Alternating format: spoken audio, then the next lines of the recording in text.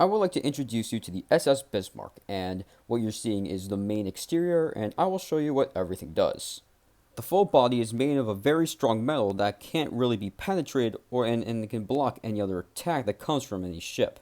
The holes that you see on the sides are not actually cannons, but they're actually light speed laser guns that will also penetrate any opposing ship that has material that can be penetrated.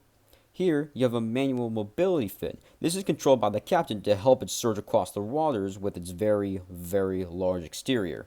We also have a rocket booster just to give some extra speed to dodge the attacks, and this can also be changed depending on how the captain turns the wheel. The front end of the ship is actually very sharp, and it can cut through the water without having to worry about being flipped over by any turbulence or any storms. Encompassing the top is a shield dome that's used as a reflective surface to block and deflect any attacks from the enemy. Lastly, we have a sonar disc. This can detect any ships in the nearby radius that is also programmed onto an info screen. Now, how does this ship stay afloat considering that it's made of heavy metal?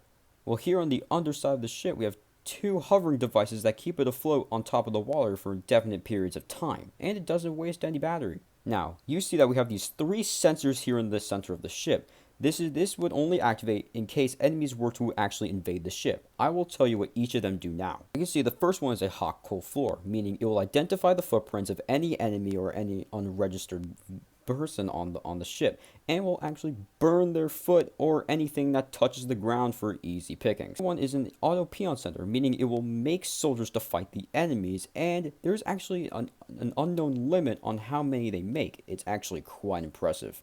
If those two don't work, the third one is lockdown, where everyone on the ship is actually trapped and they will fight to the death. However, the enemies will be given the big disadvantage as the people on board the ship will be given better weapons that they only know how to use. So that is basically the Bismarck, and hopefully that can do a lot of damage when it comes to battling and sea travel.